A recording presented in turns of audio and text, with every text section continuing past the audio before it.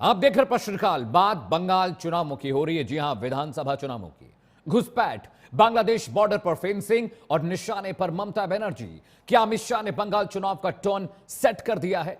गृह मंत्री अमित शाह ने मंगलवार को पश्चिम बंगाल की ममता सरकार पर जोरदार हमला बोला।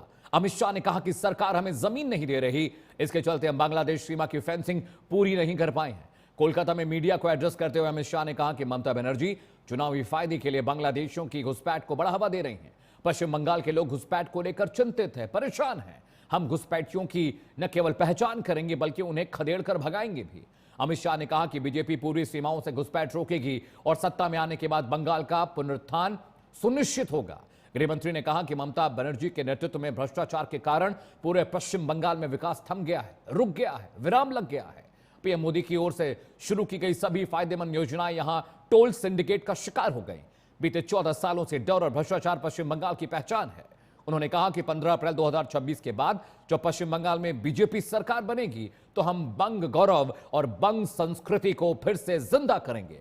अमित शाह बोले तो सूबे की मुख्यमंत्री ममता बनर्जी ने भी पलटवार किया। ममता बनर्जी ने कहा कि शकुनी का चेला दुशासन बंगाल में जानकारी जुटाने आया है। जैसे चुनाव आते हैं दुशासन और दुर्योधन दिखाई देने लगते हैं। आज बीजेपी कह रही है ममता बनर्जी ने जमीन नहीं दी तो फिर पेट्रापोल और अल्डाल में जमीन किसने दी? बांकुरा में ममता ने कहा कि बीजेपी कहती है घुसपैठिए सिर्फ बंगाल से आते हैं। अगर ऐसा है तो पहलगाम में हमला आपने कराया था। दिल्ली में जो घटना हुई उसके पीछे कौन था? बीजेपी एसआईआर के नाम पर लोगों को परेशान कर रही है। सबसे पहले अमित शाह को सुनिए, उसके बाद हम प्रश्नकाल की शुरुआत करेंगे।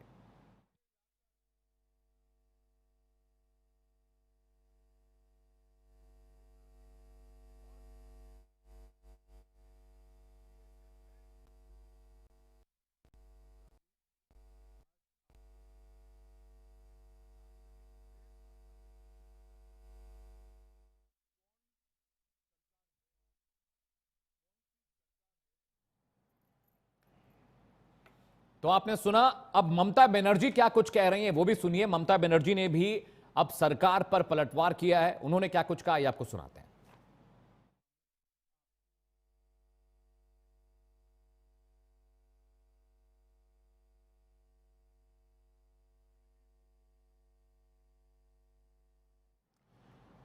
तो आपने सुना और देखा कि पश्चिम बंगाल में विधानसभा चुनाव होने वाले हैं। अप्रैल मई में चुनाव हो जाएंगे और अमित शाह वहां पर पहुंचे। साथ ही साथ प्रधानमंत्री नरेंद्र मोदी भी वहां पहुंचे थे। अब उनके बाद आरएसएस चीफ मोहन भागवत वहां पहुंचे और देखिए अब गृह मंत्री अमित शाह का वहां दौरा लगा है। उन्होंने एक एक कर हर चीज को गिनाया। उन्होंने कहा, ग्राफिक्स चला सकते हैं पीसीआर, हम ग्राफिक्स दिखाइए। उन्होंने ये कहा कि किसी भी तरीके से बंगाल के विकास को नहीं होने दिया जा रहा है। उन्होंने कहा कि महिलाएं सुरक्षित नहीं है। उन्होंने कहा कि सिंडिकेट काम कर रहा है जो डेवलपमेंट नहीं होने देता। सरकार की योजनाएं जमीन पर नहीं पहुंच रही हैं। उन्होंने कहा कि फेंसिंग का काम इसलिए नहीं हो पाया क्योंकि पश्चिम बंगाल सरकार ने जमीनें मुहैया नहीं कराई। घुसपैठियों को पश्चिम बंगाल में पाला जा रहा है और जब सरकार हमारी आएगी तब हम एक एक चीज को सुनिश्चित करेंगे। अमित शाह ने क्या कुछ कहा है आइए एक बार फिर से आपको सुनाते हैं। बंगाल में जाते हैं, पूरे बंगाल की जनता घुसपैठियों से त्रस्त है। क्या कोई राज्य सरकार ऐसी हो सकती है जो घुसपैठियों की पनाहगाह अपने राज्य को बना दे? राष्ट्रीय सुरक्षा पर एक कितना बड़ा खतरा है, इसका जवाब बंगाल की मुख्यमंत्री ने बंगाल के चुनाव में दे। घुसपैठ रोकने के लिए उनके पास क्या योजना है? और भारतीय जनता पार्टी का रिकॉर्ड है, जहां भारतीय जनता पार्टी की सरकार आई वो राज्य बीमारू राज्यों में से समृद्ध राज्य बनने की कगार में आगे बढ़े हैं। पूरा देश मोदी जी के नेतृत्व में आगे बढ़ रहा है। पूरा देश मोदी जी के नेतृत्व में सुरक्षित हो रहा है। पूरे देश में भारत की संस्कृति, भारत के धर्म, भारत की भाषाएं मोदी जी के नेतृत्व में आगे बढ़ रही है, फल फूल रही है। बंगाल की जनता को मैं विनती करता हूं कि मोदी जी के नेतृत्व में पूर्ण बहुमत की, प्रचंड बहुमत की एक भारतीय जनता पार्टी की सरकार बनाइए। हर प्रकार के उद्योग की शुरुआत एक जमाने में इस सुजलाम सुफलाम भूमि से हुआ था और इसी के आधार पर सोनार बांग्ला की परिकल्पना की जाती थी। वो बंगाल में आज भ्रष्टाचार, घुसपैठ और टोलबाजी के कारण सारी इंडस्ट्री वापिस जा रही है। केंद्र सरकार की योजनाएं लागू करने में उनको अपनी वोट बैंक गंवाने का डर है। महिलाओं की सुरक्षा एक बहुत बड़ा मुद्दा बना है और अधिकृत रूप से कहा जाता है कि महिलाएं 7 बजे के बाद अपने हॉस्टल और घर से न निकले। हम कौन से जमाने में जी रहे? मुगल काल में जी रहे हैं क्या? अब मरहम लगाने का प्रयास हो रहा है, मैं सुबह से देख रहा हूं, मगर अब मरहम लगाने से कुछ नहीं होता है। हृदय पर, बंगाल की हिंदुओं के हृदय पर घाव इतना गहरा बैठ गया है कि कोई मरहम काम नहीं आएगा। अब आपका जाने का समय तय हो गया है। लगभग 3000 कार्यकर्ता विस्थापित बनकर आज भी अपने गांव में नहीं लौटे। उनको दबाव बनाया जाता है कि आप तृणमूल का झंडा उठाओ तभी गांवों को रहने देंगे। क्या ये स्वस्थ लोकतंत्र की निशानी है? कोई व्यक्ति अपने किसी राजनीतिक दल में काम करना है, वो स्वतंत्र रूप से तय नहीं कर पाएगा? वो ममता जी मुख्यमंत्री की चैम्बर से तय करेगी क्या? ममता जी, जितना भी प्रताड़ना करना हो करो, बंगाल की जनता अब तय कर बैठी है। और अमित शाह के सियासी वारों का जवाब ममता बनर्जी ने भी अपने तरीके से दिया है, सुनिए। दुशासन बाबू एसছেন, ছকুনি মামার চেলা চামুন্ডারা ঘুরে বেড়াচ্ছে আর বলে বেড়াচ্ছে বাংলায় নাকি 1.5 কোটি লোকের নাম বাদ যাবে। কেন? যারা সারা জীবন বাংলায় থেকেছে, বাংলায় তারা ভোটার। আজকে বলছেন মমতা ব্যানার্জি জমি দেয়নি। মমতা ব্যানার্জি জমি না দিলে এই তারকেশ্বর বিষ্ণুপুর লাইন কে করে গেছে? মমতা ব্যানার্জি করে গেছে, আপনি নন। आपने ममता बनर्जी को सुन लिया, अमित शाह को सुन लिया, अब प्रश्नकाल के सवाल भी सुन लीजिए। जी हां, प्रश्नकाल का सवाल नंबर 1 जिस पर हम चर्चा करने जा रहे हैं, क्या ममता बंगाल का विकास नहीं होने दे रही? ये आरोप बीजेपी लगा रही है, अमित शाह लगा रहे हैं, प्रधानमंत्री नरेंद्र मोदी ने इस बाबत बात कही थी। प्रश्नकाल का सवाल नंबर 2 जिस पर हम चर्चा करेंगे अगले घंटे लगातार, क्या बंगाल सरकार घुसपैठियों को पनाह दे रही है? क्या जानबूझकर घुसपैठियों को रहने दिया जा रहा है? प्रश्नकाल का सवाल नंबर 3 जिस पर हम डिबेट के दौरान चर्चा करेंगे, सवाल करेंगे, समझने की कोशिश करेंगे एसआईआर के नाम पर बीजेपी ममता सरकार को क्या परेशान कर रही है। यह बात ममता बनर्जी ने कही है, प्रदेश के नेताओं ने कही है। प्रश्नकाल का सवाल नंबर 4, क्या बंगाल में सभी योजनाएं डेड एंड पर पहुंच गई हैं, यानी खत्म हो गई हैं, उन पर विकास नहीं हो रहा है? और प्रश्नकाल का सवाल नंबर 5 जिस पर हम सवाल करेंगे और जवाब तलाशने की कोशिश करेंगे, क्या बंगाल में महिलाएं सुरक्षित नहीं है? क्या यह बड़ा मसला है? एक बड़ा पैनल मेरे साथ जुड़ रहा है, उनसे हम समझेंगे और जानने की कोशिश करेंगे जो कुछ पॉलिटिकल नैरेटिव अब बंगाल में विधानसभा चुनाव से पहले कहा और बताया जा रहा है, उसमें कितनी सच्चाई। स्वागत कीजिए, तपोष पाल साहब मेरे साथ हैं, प्रवक्ता है भारतीय जनता पार्टी की। तपोष, बहुत बहुत स्वागत है आपका कार्यक्रम में। विश्वजीत घोष मेरे साथ हैं, प्रवक्ता है टीएमसी के। घोष बाबू, again welcome to the show. Ranvijay Singh मेरे साथ हैं, वरिष्ठ पत्रकार हैं, सर आपका भी बहुत बहुत स्वागत है। Amit Tiwari is with me, political analyst है, राजनीतिक विश्लेषक। अमित जी, बहुत बहुत स्वागत है। सबसे पहला सवाल मैं तपोष पाल से करूंगा। तपोष, अमित शाह वहां पहुंचे, इससे पहले आरएसएस के जो चीफ है वो वहां पहुंचे थे, प्रधानमंत्री नरेंद्र मोदी भी बंगाल पहुंचे हैं। ममता बनर्जी जिस टोन में बात करती हैं, जो तरीका और सलीका उनका बात करने का, उससे एक बात तो है कि जो आप लोग उन पर पॉलिटिकल नैरेटिव थोपने की कोशिश कर रहे हैं, चाहे वो घुसपैठिए की बात हो, चाहे एसआईआर का मसला हो, या आपके हिसाब से वो सच भी है, लेकिन ममता बिल्कुल प्रिपेयर हैं। इस बार भी लगता नहीं कि पश्चिम बंगाल में आपकी दाल गलेगी, क्योंकि द वे शी इज कॉन्फ्रंटिंग, आपका जो बयान है, आपके जो आरोप का वो कन्फ्रंटेशन कर रही है, वो लग रहा है कि मामला अभी भी हल्का नहीं है। तपोष, देखिए, सबसे पहले तो वैकुंठ एकादशी की आप लोगों को, सभी लोगों को बहुत बहुत शुभकामनाएं। आपको भी बहुत बहुत शुभकामनाएं। आज साल का अंतिम मंगलवार है, उसकी भी बहुत बहुत शुभकामनाएं। और अमित शाह जी ने जो स्टेटमेंट जिससे स्टार्ट किया था कि आज गौरव का दिन है पूरे भारतवर्ष का, क्योंकि 30 दिसंबर है आज, और सुभाष चंद्र बोस ने 1943 में पहली बार आजाद भारत का झंडा लहराया था उन्होंने पोर्ट ब्लेयर में। तो ये इससे उन्होंने आज जो है अपने प्रेस कॉन्फ्रेंस की उन्होंने शुरुआत की थी, तो उसकी भी बहुत बहुत शुभकामनाएं। देखिए, आप जो कह रहे हैं कि ममता बनर्जी प्रिपेयर्ड हैं और वो पूरी तरीके से जवाब दे रहे हैं, वो नहीं जवाब दे पा रही हैं। कई चीजें हैं, मैं एक एक करके आपको बताता हूं। आज जब उन्होंने प्रेस कॉन्फ्रेंस किया तो उन्होंने एक चीज कहा कि यहाँ भ्रष्टाचार की इतनी बड़ी नीतियां चली कि भय, भ्रष्टाचार और कुशासन और घुसपैठ बुरी तरीके से जकड़ लिया है, और इसके वर्सेस में भाजपा जो सॉल्यूशन देने जा रही है वो है विरासत, विकास, गरीब कल्याण और एक मजबूत सरकार। और वो इस तरीके के ग्रिड बनाएगी जिससे कि एक भी घुसपैठिया इसके अंदर घुसने की क्षमता नहीं कर पाएगा। इन 14 सालों में जो सिंडिकेट का सिस्टम बना दिया गया और भय और भ्रष्टाचार को एकदम से चरम पे रख दिया गया, वो बहुत दुर्भाग्यपूर्ण है। देखिए, उन्होंने एक बहुत इंपॉर्टेंट बात कही है कि श्यामा प्रसाद मुखर्जी, जो कि जनसंघ की स्थापना में उनका सहयोग था और भारतीय जनता पार्टी के स्थापना में भी उनका सहयोग था। आपने देखा है कि अभी 65 फीट की एक मूर्ति का भी अनावरण किया गया है यूपी में, उसमें भी श्यामा प्रसाद मुखर्जी जी थे जी। तो इनकी जो विरासत है वो उनको सेव करना और किस तरीके से उसमें वो विरासत को हम रिस्टोर करेंगे, बहुत अच्छा उन्होंने एक आंकड़ा बताया है। जो लोग ये कह रहे थे कि भाजपा क्या करेगी इस बार के इलेक्शन में, 2014 में लोकसभा के इलेक्शन में हमारे 2% सीटें, 2 सीटें थी और 17% हमें वोट मिला था। 2016 में 3 सीटें थी एमएलए की हमारे पास और 10% सीटें हमें मिली थी। लेकिन 2019 में वो परिवर्तन होकर 41% वोट हमें मिला और 18 सीटें हमें मिली मेंबर ऑफ पार्लियामेंट। और 2021 के विधानसभा इलेक्शन में 77 एमएलए हमारे बने और हम मेन विपक्षी दल के रूप में हम सामने आए। इन 5 सालों में 77 सीटें प्राप्त करना एक असंभव जैसी चीजें थी।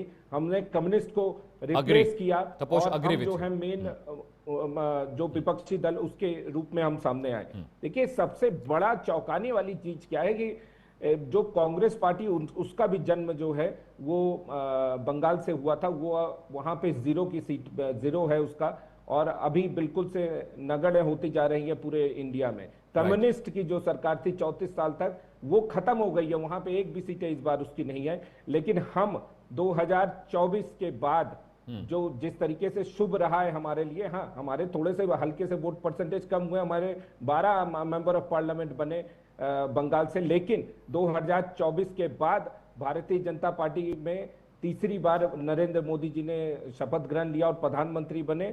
हम उसके बाद महाराष्ट्र, हरियाणा, दिल्ली और बिहार में अभूतपूर्व जीत हमने दर्ज किया। यहां तक कि उड़ीसा और आंध्र प्रदेश में भी एनडीए की सरकार बनी, पूर्ण बहुमत की सरकार बनी, भाजपा समर्थन की सरकार बनी। और इसलिए उन्होंने कहा है कि 2026 में 2/3 बहुमत के साथ भारतीय जनता पार्टी जो है सरकार बनाने जा रही है। 2/3 कितना होता है? 196, क्योंकि टोटल सीट है वहां पे 294, तो 196, लेकिन ये आंकड़ा 200 पार करेगा ही, आप ये मान के चलिए। ठीक है घोष बाबू, ममता बनर्जी ने जिस तरह से जवाब दिया और बीजेपी लगातार आरोप लगा रही कि सिंडिकेट वहां पर काम करता है, डेवलपमेंट आप होने नहीं दे रहे हैं, सरकार की योजनाएं जमीन पर पहुंच नहीं रही, आए दिन महिलाओं के रेप हो रहे हैं, महिलाओं के साथ बदसलूकी वहां पे हो रही है, फिर आप कहेंगे तो यूपी बिहार में भी हो रहा है। लेकिन पश्चिम बंगाल में हिंदू मुस्लिम कम्युनिटी के बीच जिस तरह का वैमनस्य बढ़ता जा रहा है, हिंदू त्योहारों पर जिस तरह की हिंसाएं घटनाएं होती हैं, चुनाव में जिस तरह से बमबाजी होती है, लोग मार दिए जाते हैं, काट दिए जाते हैं, कम से कम मैं कह रहा हूं अगर सरकार आरोप लगा रही, गृह मंत्री आरोप लगा रहे हैं, तो कम से कम आप लोग करके दिखा तो दीजिए कि भाई देखिए कहां सिंडिकेट काम कर रहा है, आप लोग उस पर वर्कआउट तो करिए। कहां पर आप कह रहे हैं कि योजनाएं जो आ रही हैं वो पहुंच नहीं है जमीन पे, दिखाइए उनको कि भाई जो सरकार से पैसा आ रहा है वो जमीन पे लग रहा है। अब सिर्फ ये कहे कि जीएसटी हमारा टैक्स का पैसा रोक रखा है, अभी तक सरकार ने नहीं दिया, इस नैरेटिव से कुछ अलग हो तो घोष बाबू बताइए। नमस्कार, पहले सबके नए साल के शुभकामनाएं जी, हैप्पी न्यू ईयर। पहली बात है, बीजेपी के पास कोई मुद्दा नहीं है बंगाल में। उन लोगों के पास जो है डेवलपमेंट का मुद्दा छोड़ के उन लोग बंगाल में आके बात करते हैं, बोलते हैं घुसपैठिया, बोलते हैं सिंडिकेट, बोलते हैं महिला सुरक्षित नहीं है, बोलते हैं बंगाल मुस्लिम का बंगाल हो गया, यही उन लोग का मुद्दा। इसके बाहर इन लोग का डेवलपमेंट का कोई मुद्दा नहीं है। बंगाल का पैसा क्यों अटक के रखे हैं, बंगाल का आवास योजना का पैसा क्यों अटक के रखे हैं, ये भी कुछ नहीं बोलते हैं। बंगाल का एनआरजीएस के पैसा क्यों अटक रखते हैं, ये भी नहीं बोलते हैं। नहीं घोष बाबू, आपका मुद्दा क्या है विधानसभा चुनाव में? आपका मुद्दा क्या है, किस मुद्दे पर आप चुनाव लड़ने जा रहे हैं? हम लोग बोलते हैं आप लोग श्वेत पत्र घोषित कीजिए, ये हम लोग बंगाल में पैसा दे रहे हैं, क्यों अटक कर रखे हैं, इसके भी श्वेत पत्र घोषित कीजिए, नहीं कर रहे हैं। अरे बंगाल में ममता बनर्जी हर तरफ का डेवलपमेंट कर रहे हैं, आप लोग एसआईआर कर रहे हैं, आप लोग 58 लाख एसआईआर के नाम काटे हैं बोल रहे हैं, तो आप लोग ही बोलिए कितना घुसपैठिया इसमें है, आप लोग क्यों नहीं प्रकाश कर रहे हैं? ये तो आप लोग नहीं प्रकाश कर रहे हैं, बोल रहे बंगाल में घुसपैठिया है। अरे बंगाल में घुसपैठिया कहां से आया? आप लोग 11 साल से केंद्र में आप लोग क्षमता में है, गृह मंत्री आपको तो इस्तीफा देना चाहिए था। पहलगांव में आके आदमी को मार के चले जा रहा है घुसपैठिया, आप चुपचाप रहते हैं, आप तो इस्तीफा दे रहे हैं। आप आके बंगाल में, पश्चिम बंगाल में ममता बनर्जी जो आदमी के लिए काम कर रहा है, आप उसको खिलाफ बात करते रहते हैं। ममता बनर्जी खराब है, मंत्री खराब है। आप बोलिए सिंडिकेट बंगाल में कहां सिंडिकेट है, बोलिए। शुभेंदु अधिकारी जो तृणमूल में था वो चला गया बीजेपी में, उसका सब माफ हो गया, उसका पैसा देता दिख रहा है। घोष बाबू, आपका मुद्दा क्या चुनाव में, किस मुद्दे पर चुनाव लड़ने जा रहे हैं घोष बाबू, क्या मुद्दा है? देखिए, हम लोग डेवलपमेंट के मुद्दा पर चुनाव लड़ने जा रहे हैं। बंगाल में ममता बनर्जी ने जैसे डेवलपमेंट किया है, हर आदमी का, केंद्रीय सरकार पैसा नहीं दिया तब भी हर आदमी को आवास योजना दिए हैं, हर आदमी का स्कूल का काम दिए हैं, और हर डेवलपमेंट बंगाल में बहुत इंडस्ट्रीज भी हुआ है। आप लोग देखे, बंगाल का मुख्यमंत्री इंडस्ट्री के लिए बहुत काम किया है, आप लोग देखे, प्रचार भी किए हैं, मीडिया में आप लोग भी देखे हैं। बंगाल में हर किस्म का आदमी का सुरक्षित है। बंगाल का आदमी अच्छा से रह रहा है। बंगाल का आदमी डेवलपमेंट को वोट देगा। ममता बनर्जी ने जैसे डेवलपमेंट किया है, उस डेवलपमेंट को ममता बनर्जी बंगाल का आदमी वोट देगा, हर आदमी वोट देगा। बीजेपी का सपना रह जाएगा बंगाल दखल करने का। बंगाल में बीजेपी नहीं आ पाएगा। ठीक है घोष बाबू, पिछले साल 21 में इस बार और घटेगा। रणविजय जी में जैसा घटा है 18 से 12 साथ में आ जाएगा। जी। रणविजय जी, आपको भी लगता है कि बंगाल में जो विधानसभा चुनाव हो रहे हैं, विकास उसमें मुद्दा है क्या? डेवलपमेंट आपको मुद्दा लगता है सर? अमित जी, देखिए, विकास तो हर जगह मुद्दा है, पूरे देश में मुद्दा होना चाहिए। एक बड़ा सवाल है घोष बाबू से ही मैं पूछना चाह रहा हूं जी कि कलकत्ता आखिर क्या था? एक वक्त था जब भारत आजाद हुआ, उस समय भी कलकत्ता देश की आर्थिक राजधानी हुआ करता था, कैपिटल था। आज कलकत्ता क्या है? और केवल कलकत्ता नहीं था, पश्चिम बंगाल में देश के जितने बड़े व्यापारिक घराने थे, उद्योगपति थे, वो किसी न किसी रूप में बंगाल में अपनी फैक्ट्रियों से, अपने कार्यालयों से जुड़े हुए थे, और वहां उनके हेडक्वार्टर हुआ करते थे बड़ी संख्या में। आज कहां हैं? ज्यादातर के शिफ्ट हो गए। अब कलकत्ता में उनके व्यावसायिक प्रतिष्ठान हैं भी तो बस नाम मात्र के चल रहे हैं, ज्यादातर मुख्यालय वो शिफ्ट हो गए। तो विकास तो मुद्दा है।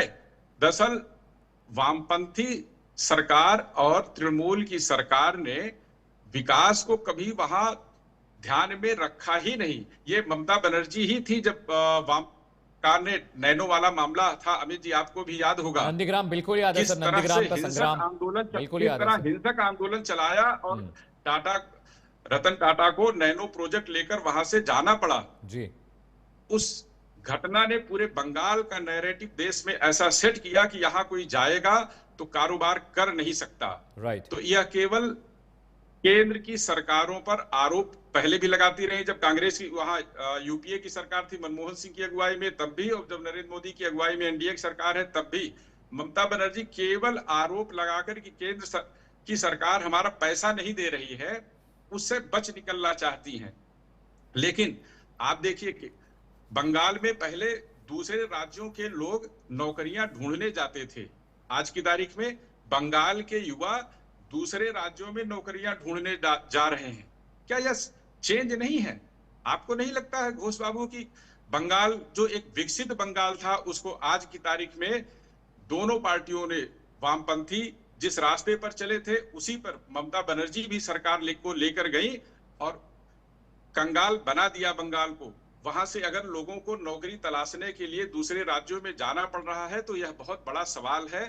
और इतने दिनों से मुख्यमंत्री होने के बावजूद बंगाल को खड़ा नहीं कर पाई। बंगाल में देश के राजनीतिक जो कारोबारी घराने हैं, बड़े घराने हैं, वो वहां निवेश करने के लिए नहीं जाते, डरते हैं कि जाएंगे तो जो तृणमूल का कैडर है, दरअसल जब वामपंथी कैडर था तो उस पर आरोप लगता था कि बिना उनको चंदा दिए वहां कोई काम नहीं कर सकता, अपना मकान बनाना हो तो मकान नहीं बना सकता है। वो तो अभी भी चल रहा है रणविजय जी, वो तो अभी भी चल रहा है। मेरे आंखों देखी है, मैं क्या पैनल से क्या पूछूंगा, मैंने देखा है वो तो। अगर ये टीएमसी के घोष बाबू कह दिया ऐसा नहीं है तो मैंने देखा सॉल्ट लेक में, कोलकाता में। मैं वही कह रहा हूँ जी कि अगर किसी को अपना मकान बनाना हो तो जब तक कैडर इनका चंदा नहीं वसूल लेता, तब तक उसको मकान रणवीर बनाने जी, की सिर्फ अनुमति चंदा नहीं वसूली होती। नहीं, सीमेंट तो कहां से व्यापारी खरीदेंगे ग्राहक जाएगा, ये वो भी टीएमसी के गुंडे जी। बताते हैं।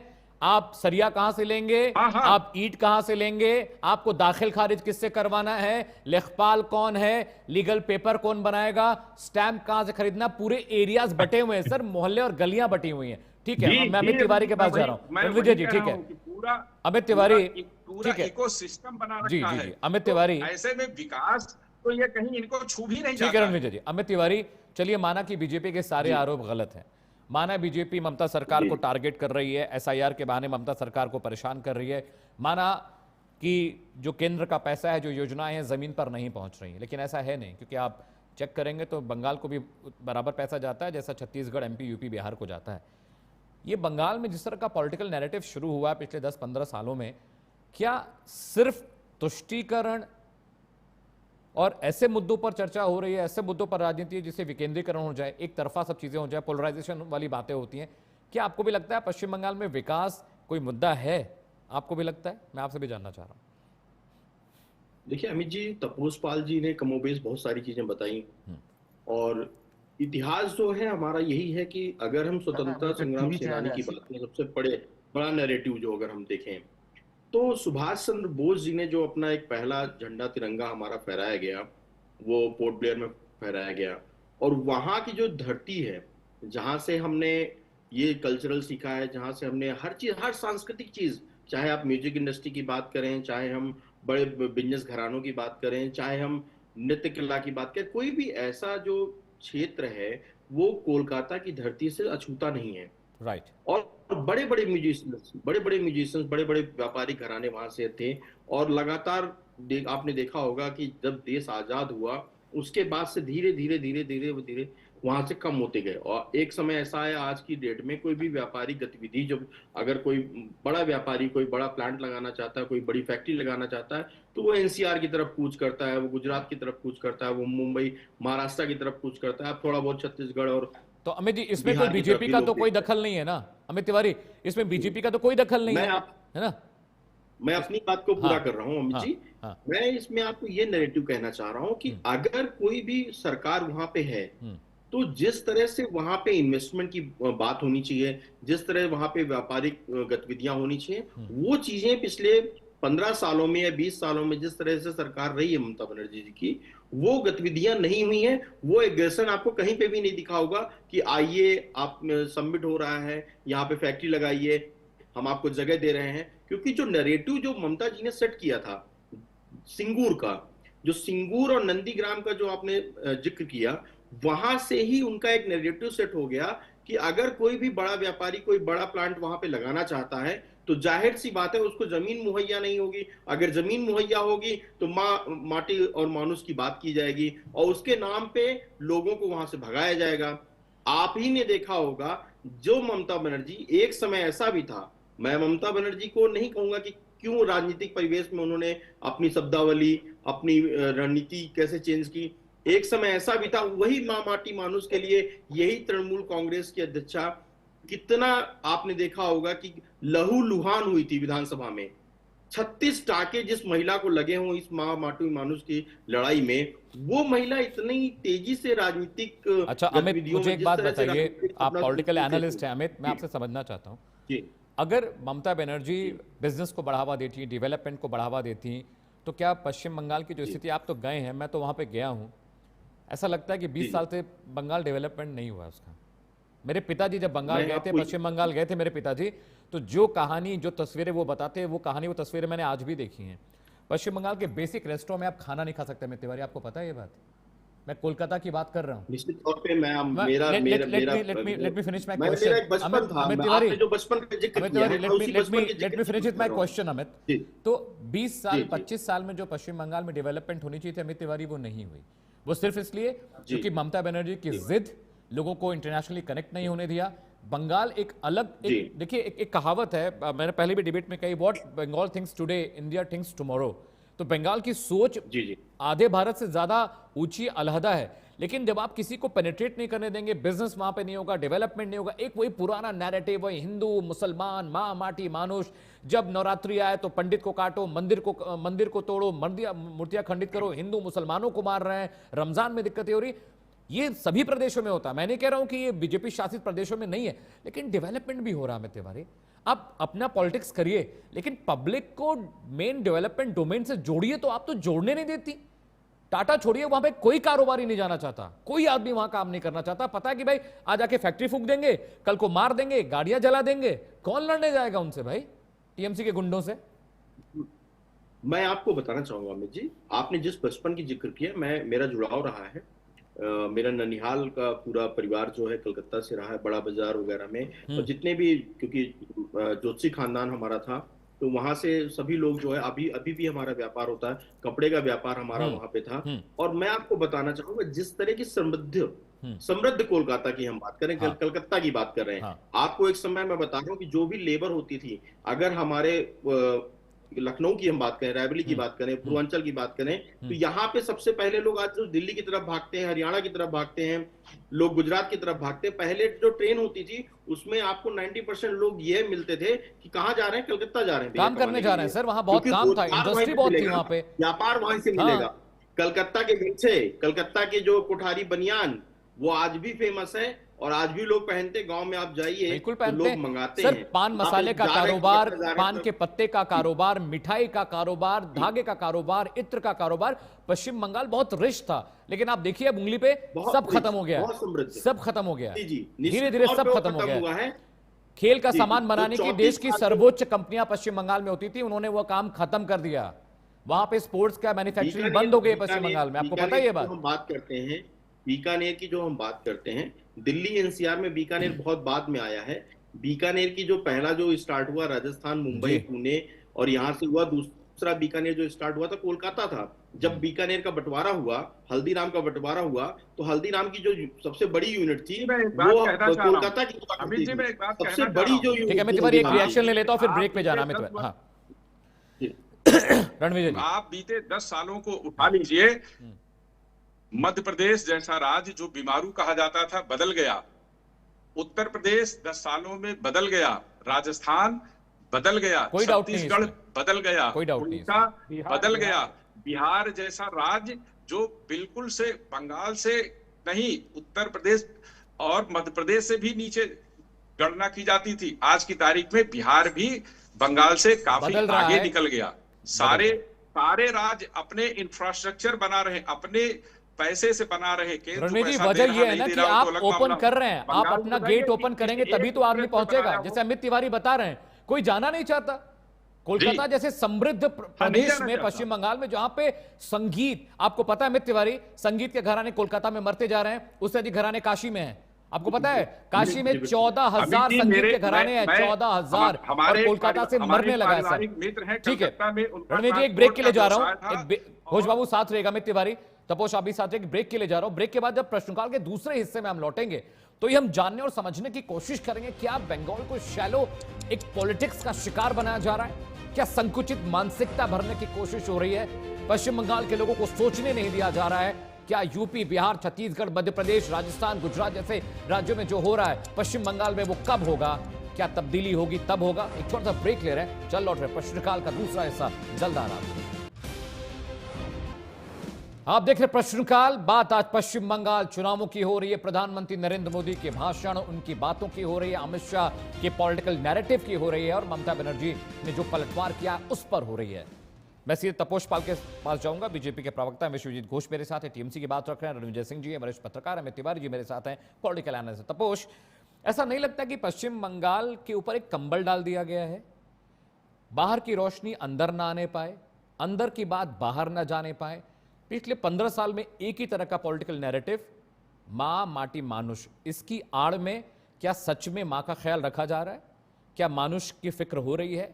क्या माटी और समृद्ध हो रही है? मुझे तो देख के नहीं लगता। मां माटी मानुष, समृद्ध कौन हो रहा है, बड़ा कौन हो रहा है, बढ़ कौन रहा है, किसका डेवलपमेंट हो रहा है? ऐसा लगता है एक ही पॉलिटिकल रिजीम है जो खुद को नरिश कर रही है। पब्लिक, जनता, डेवलपमेंट, एजुकेशन, इंफ्रास्ट्रक्चर, इंडस्ट्री सब खत्म हो रही है पश्चिम बंगाल से।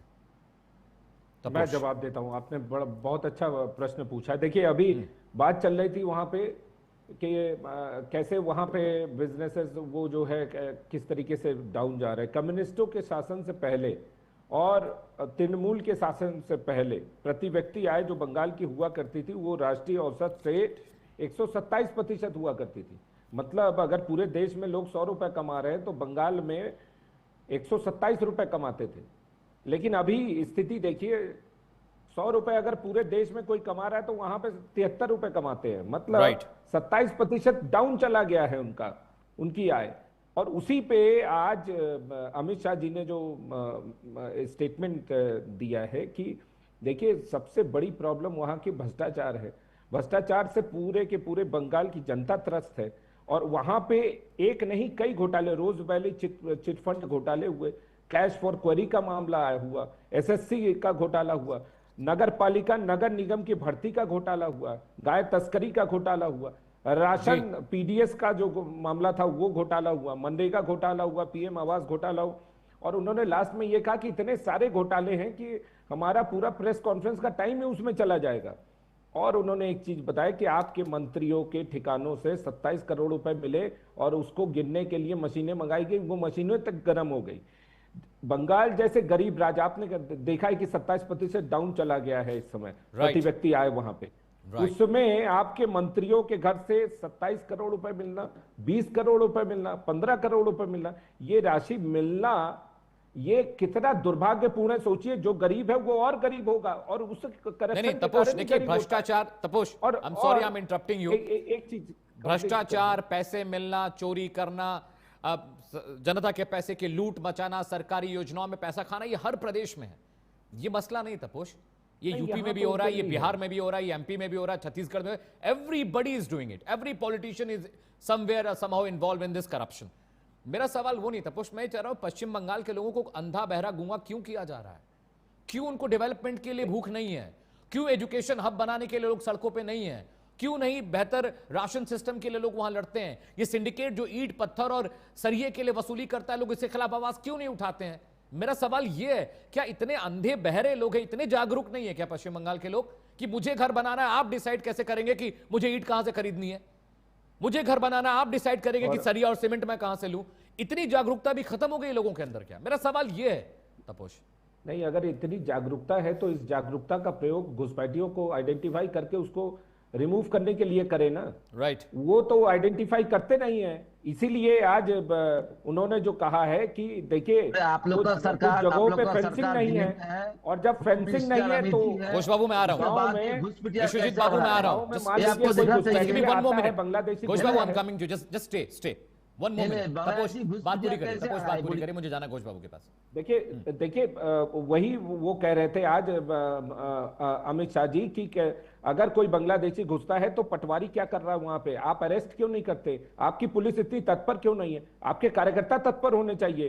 तुरंत आइडेंटिफाई हो जाता है कि कोई व्यक्ति अगर घुसा है उस गांव में, तुरंत वहां के लोग, आपके कार्यकर्ता, आपके नेता, सब लोग आइडेंटिफाई कर लेते हैं। लेकिन उसको वोट बैंक की तरह जो है डेमोग्राफी को बदल के उसको प्रयोग करने की कोशिश कर रहे हैं। और उन्होंने उसका एग्जाम्पल भी दिया कि असम में घुसपैठ बंद हो गया, त्रिपुरा में बंद हो गया, गुजरात में बंद हो गया, राजस्थान में बंद हो गया, पंजाब वहां पे घुसपैठ बंद हो गया। लेकिन आपकी जो है यहां से घुसपैठिए आ रहे हैं, कंटिन्यूअसली आ रहे हैं और आप कुछ नहीं कर पा रहे।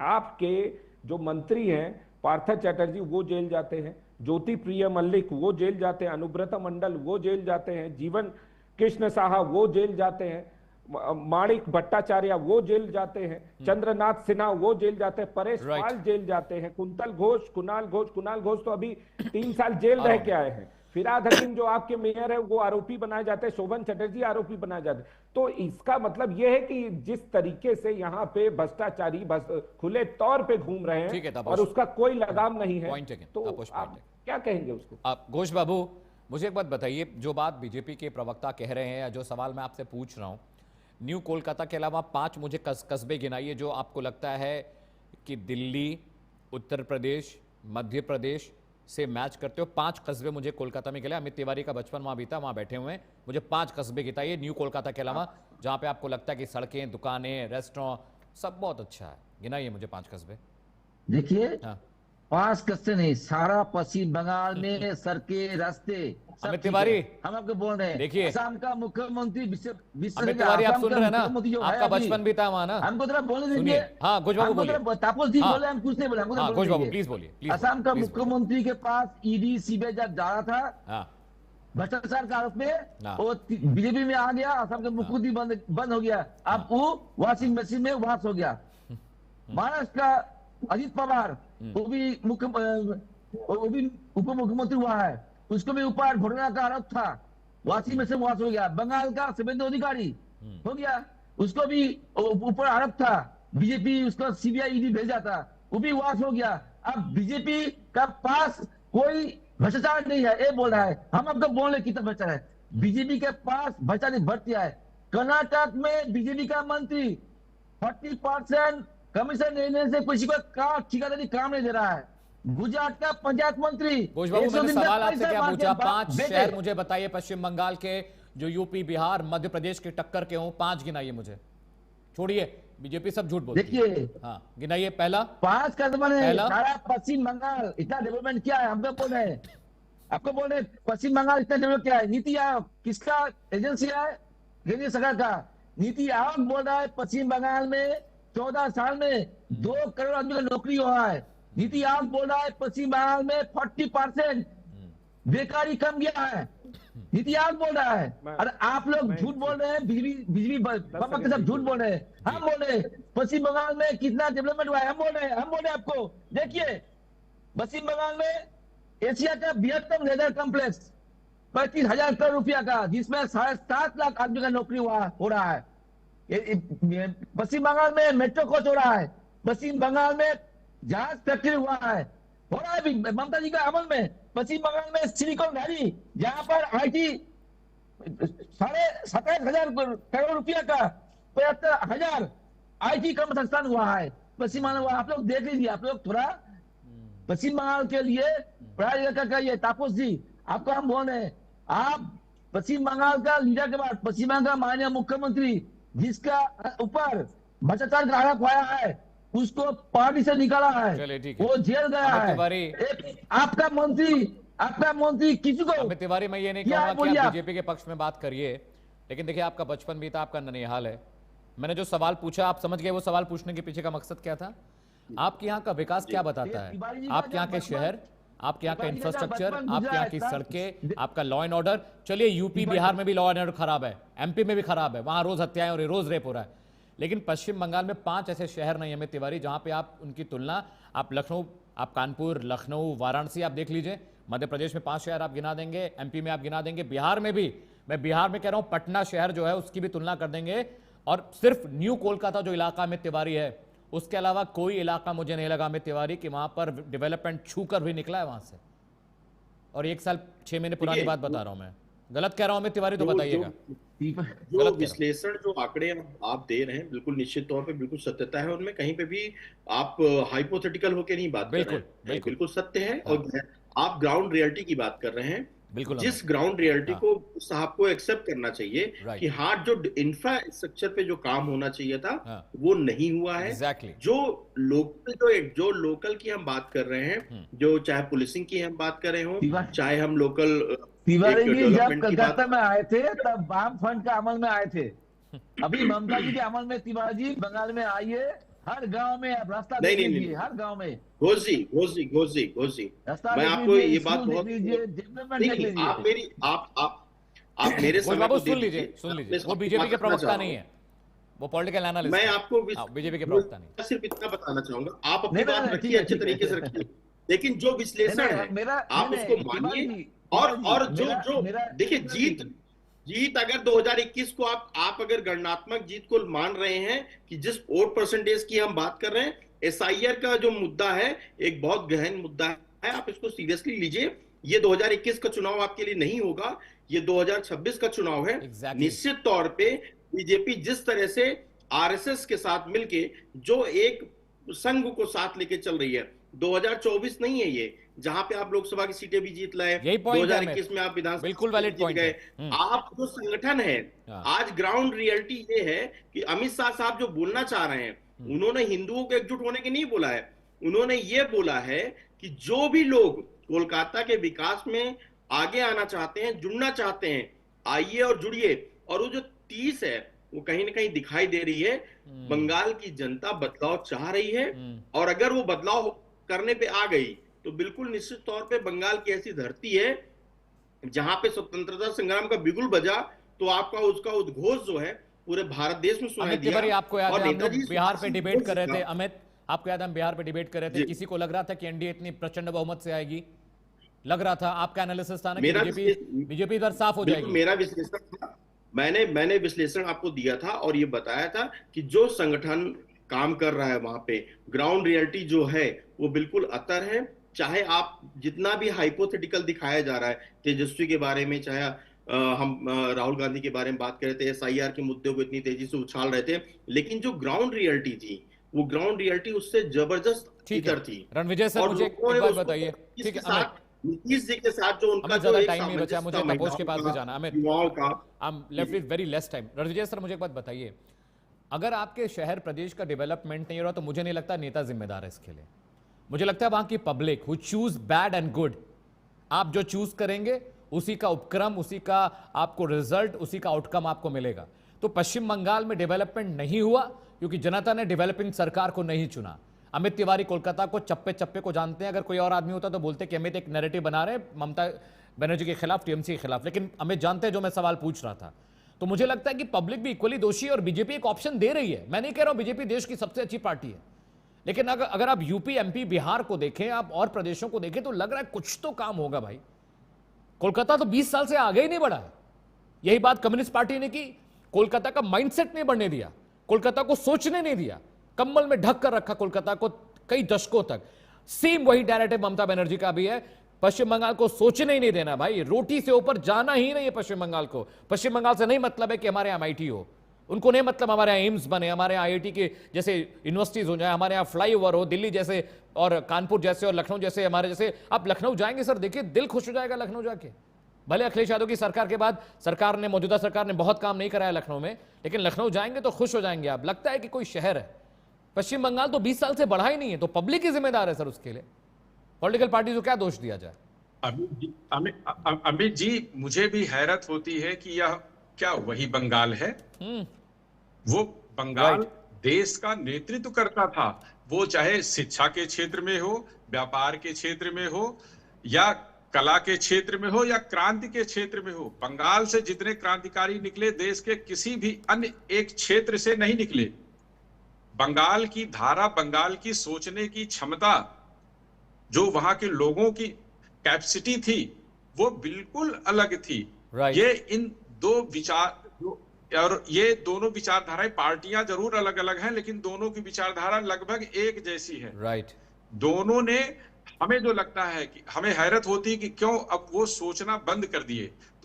उनको सबको राजनीति में फंसाकर, उलझाकर सबकी सोचने की क्षमता की धार को कुंद कर दिया है।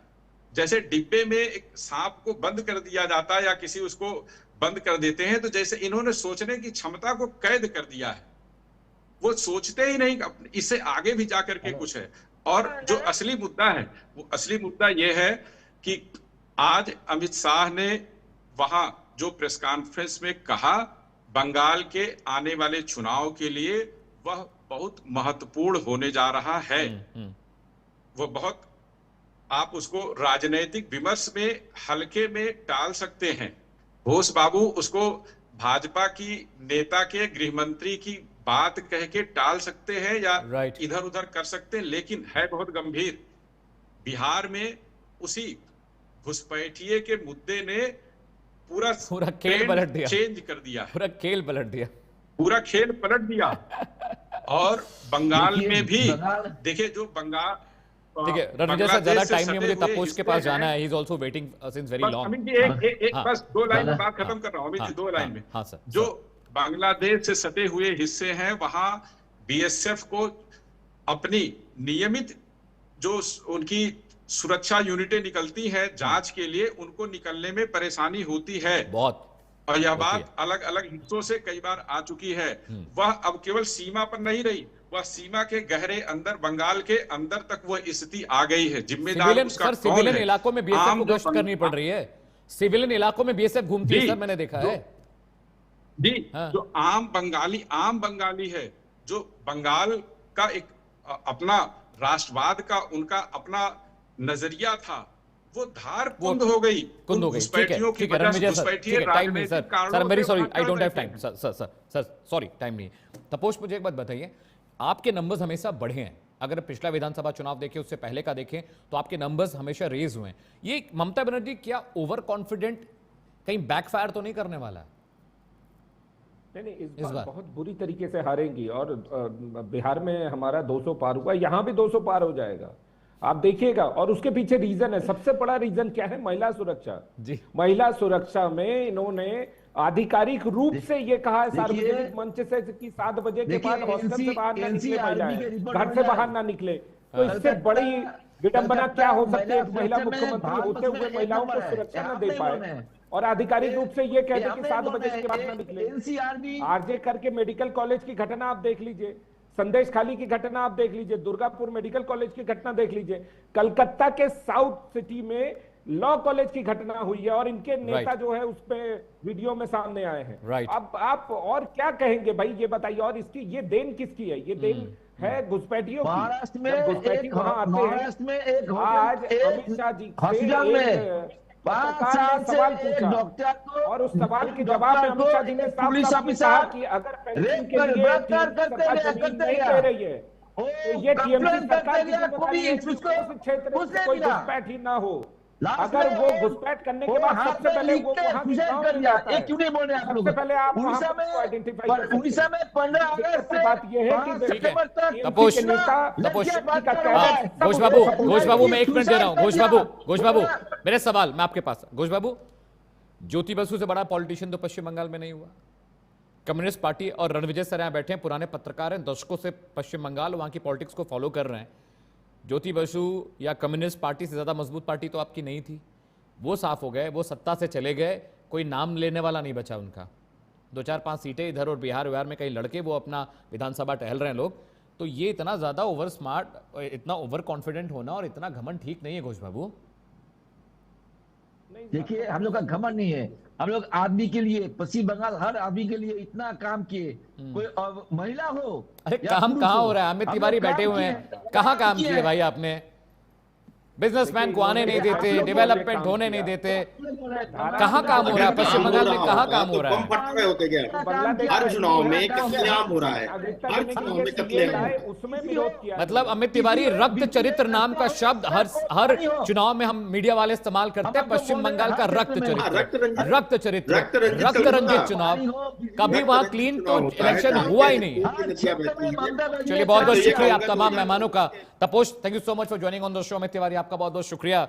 रणविजय सर आपका भी बहुत बहुत शुक्रिया for giving us a insight on West Bengal. और अमित तिवारी के साथ साथ हमारे साथ विश्वजीत घोष भी थे, टीएमसी के प्रवक्ता थे, उनका भी बहुत बहुत शुक्रिया। देखिए, समझिए, जनता माई बाप होती है, जनता डिसाइड करती है कौन जीतेगा कौन हारेगा, लेकिन कभी कभी जनता को चश्मा उतारना चाहिए, देखना चाहिए कि पड़ोसी राज्यों में क्या हो रहा है, वहाँ कैसा डेवलपमेंट है, वहाँ कैसे लोग फल फूल रहे हैं। अगर वैसा डेवलपमेंट चाहिए तो सरकार बदलनी पड़ेगी, सत्ता पर नए लोगों को लाना पड़ेगा। पश्चिम बंगाल में अप्रैल में चुनाव है, सत्ता किसकी होगी ये देखना होगा। वक्त ब्रेक का, ब्रेक के बाद प्राइम न्यूज पर खबरों का सिलसिला लगातार जारी।